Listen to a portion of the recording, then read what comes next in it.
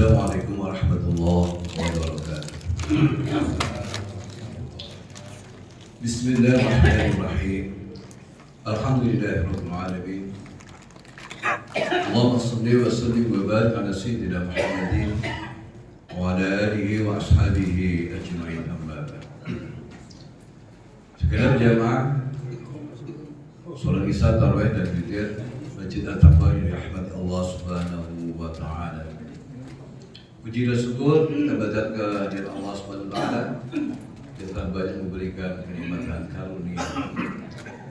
Iman Islam dan sehat walafiat sehingga kita bisa hadir di tempat yang mulia ini dan melaksanakan sholat Isya berjamaah, dijaga dengan tarawih dan ditutup dengan sholat witir.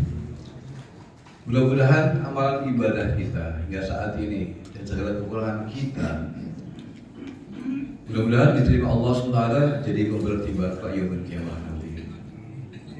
Dan mudah-mudahan kita senantiasa diberikan kekuatan baik dan batin sehingga kita dapat melaksanakan dengan kemampuan kita, semampu kita melaksanakan perintah-perintah Allah Subhanahu wa taala dan menjadikan hamba-hamba yang bersyukur kepada Allah SWT menggunakan kenikmatan untuk ibadah kepada Allah Subhanahu wa taala. Karena Allah menciptakan manusia di muka bumi tidak lain hanyalah beribadah kepada Allah Subhanahu wa taala. Jadi aktivitas kita, sehari-hari kita mencari nafkah untuk keluarga kita dengan ibadah, dan itu dinilai adalah perjuangan untuk mendapatkan ridho dari Allah Ta'ala. Mudah-mudahan apa yang kita berjuang dan keluarga kita mendapatkan keberkahan, mendapatkan ridho dari Allah Subhanahu wa taala. Hadirin yang kami hormati,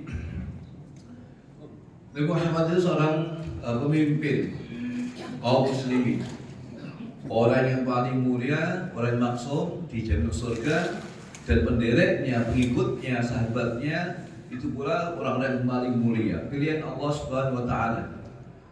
Jadi Nabi sebagai seorang pemimpin, khataman anbiya mursalin, sebagai bentuk kenabian, dan pengikutnya orang-orang yang paling mulia. Begitu pula diibaratkan sholat 5 waktu ini sholat yang paling mulia. Allah perintahkan langsung kepada Nabi Muhammad ketika terjadi Isra dan Mi'raj. Itu langsung Allah perintahkan kepada Nabi Muhammad, tidak perantara Jibril. Jibril hanya memberikan fasilitas mengantarkan. Kemudian Allah setelah bertemu langsung dengan Muhammad menyampaikan sholat yang 5 waktu. Begitu mulianya sholat 5 waktu yang dikerjakan ini, bahkan menjadi sebab-sebabnya miftahul jannah as-sholat. Pintu surga itu dengan sholat yang 5 waktu. Tentu ketika 5 waktu ini ada pendampingnya. Pendampingnya pun juga mulia sekali, yaitu sholat sunnah rawatib. Yang ini yang digadang-gadang. Nah, rawatib ini tidak terkait dengan sholat yang lainnya dan tidak bisa berdiri sendiri. Seperti sholat tahajud waktu tersendiri, duha tersendiri, tarawih tersendiri. Ini rawatib ini berkaitan dengan waktu yang ditentukan, tidak kalah dengan yang lainnya. Maka rugi sekali ketika kita Ramadan ini di sholat Isya kemudian kita tidak melakukan sholat wajib dan sholat tarawih saja. Itu tidak salah, tidak dosa. Namun meninggalkan sholat yang utama itu suatu yang kurang sempurna. Jadi sholat tarawih, sholat tahajud, sholat witir itu masih kalah dengan sholat rawatib. Rawatib itu luar biasa. Rawatib yang kita kerjakan ini jumlahnya macam-macam. Paling tidak 12 rakaat ini kita bisa mengerjakannya, mengiringi sholat wajib baik qobliyah maupun ba'diyah. Dan banyak keutamaan yang dilakukan. Sholat sunnah yang lainnya itu banyak memberikan keutamaan fadilahnya. Seperti contoh 2 rakaat sebelum subuh, fadilahnya, keutamaannya luar biasa. 2 rakaat sebelum subuh itu utamanya lebih baik daripada dunia dan isinya. Sholat sunnah ini Allah berikan suatu penghargaan, Allah berikan suatu iming-iming, penyemangat. Begitu besarnya sholat sunnah kita kerjakan. 2 rakaat sebelum subuh itu lebih baik daripada dunia dan seisinya.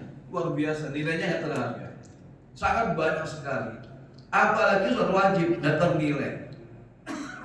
Maka ketika kita meninggalkan sholat wajib dengan sengaja, kita langgar dengan sengaja, sadar kita meninggalkan sholat wajib, maka tidak akan tergantikan. Meskipun kita sholat sunnah 1000 rakaat pun menggantikan sholat wajib tidak tergantikan. Maka bisa digantikan dengan cara mengqadha, melaksanakan sholat wajib yang ditinggalkan di lain waktunya, begitu. Kemudian Allah memberikan suatu keutamaan. Barang siapa yang melaksanakan sholat sunnah rawatib 4 rakaat sebelum zuhur, atau 2 rakaat setelah zuhur, atau 4 rakaat setelah zuhur, maka Allah akan haramkan jasadnya di api neraka. Orang yang melaksanakan sholat rawatib sebelum zuhur, 2 atau 4 rakaat sebelum atau sudahnya. Ini kata Nabi Muhammad dalam hadis diriwayatkan oleh Ummu Habibah. Barang siapa melaksanakan sholat rawatib jumlahnya 12 rakaat, 4 rakaat atau 2 rakaat sebelum zuhur dan sudahnya, maka Allah haramkan baginya jasadnya di api neraka. Begitu besarnya manfaatnya kita melaksanakan sholat sunnah rawatib ini. Maka mari kita budayakan juga, kita istiqomahkan juga sholat rawatib yang 12 rakaat itu. Dan itu utamanya luar biasa. Keutamaan sholat sunnah rawatib ini pertama adalah sebagai penyempurna dari kekurangan ibadah yang wajib kita ini. Tentu kita banyak kekurangannya. Kalau kita sholat sendiri, itu kadang-kadang lupa itu banyak sekali. Seperti saya sendiri juga banyak lupanya. Rakaatnya kadang-kadang 4 atau 3 yang pikir suwe gitu. 3-4 yang pikir. Udah. Kalau kita lupa ketika sholat isya sendiri gitu, kita ambil yang paling sedikit. Kalau 3, itu ada kesempatan kita menambahkan 1 rakaat menggunakan sholat isya 4 rakaat. Tapi kalau kita yakin mengambil yang 4 rakaat ternyata itu 3, maka ada kurang kesempurnaan dalam sholat isyanya. Jadi ulama itu, para fuqaha itu menyimpulkan, bila mana kita terlupakan sholat wajib kurang 1, maka ambillah yang paling sedikit, boleh ditambahkan lagi. Ini. Kemudian Nabi ajarkan pula kepada kita semuanya, ketika ada kekurangannya di dalam sholat fardu, maka di akhir itu disunahkan sujud sahwi. Itu. Jadi luar biasa. Ini pelajaran pertama, ketika kita melaksanakan sholat wajib sebagai penyempurna ibadah yang wajib. Banyak kekurangannya, tapi yakinlah para jamaah semuanya, sholat wajib itu luar biasa. Sholat wajib berjamaah itu luar biasa. Ada kekurangannya makmum, kekurangannya imam. Karena berjamaah itu disempurnakan dengan yang lainnya. Di antara jamaah 1-2 yang ikhlas karena Allah, panggilan Allah Subhanahu, maka disempurnakan dengan jamaah itu sendiri. Kita nggak pernah tahu yang hadir di sini, ibu bapak semuanya, apa karena Allah atau bukan? Tapi insya Allah itu karena Allah. Nah, karena Allah Taala, jamaah kita ada kekurangan yang bacaan kita kurang, maka disempurnakan dengan sholat berjamaah. Itu manfaatnya sholat berjamaah. Maka disarankan bagi laki-laki itu wajibnya sholat berjamaah di masjid. Begitu. Kemudian kita lanjutkan lagi dengan sholat asar. Sholat asar itu sebelumnya ada 4 rakaat. Namun ini ghairu muqaddah. Bukan muaqaddah tapi ghairu muqaddah. Senang-senang aja. Laksanakan syukur juga tidak apa-apa, tidak dosa. Kemudian 2 rakaat setelah maghrib.